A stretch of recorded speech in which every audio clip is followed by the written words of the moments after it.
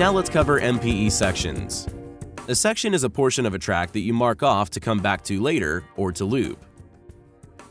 You can create a section while playback is going by tapping the section button and end it by tapping the section button again, or tapping the loop button. The track does not have to be playing when you create a section. If you tap the section button, then the section grows and shrinks as you move the playback around manually. You select a section by tapping on it. It gets highlighted in green. When a section is selected, you can manipulate it.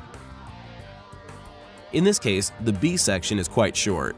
If a section's too short to be able to select easily, you can select it by tapping on this gray rectangular extension. You can also use that extension to move the section.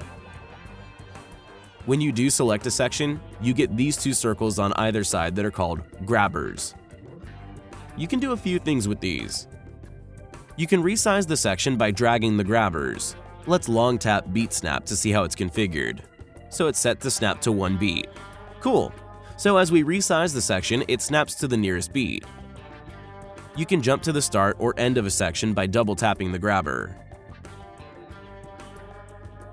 Lastly, you can extend the section to the current playback point by triple tapping the grabber. You can rename a section by long tapping, then tap Rename. You can choose a seed name or type here. Let's call this section Cool Bit.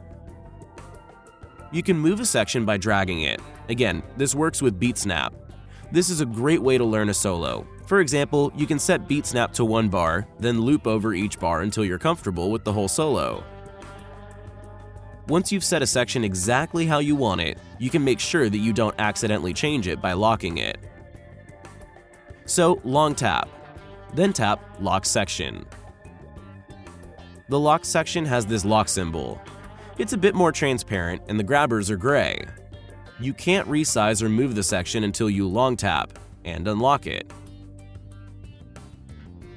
If you have more sections on one part of music than will fit on the waveform, so to demonstrate, I'll create another section here. I'll call this one Breakdown. See, there's a small arrow here.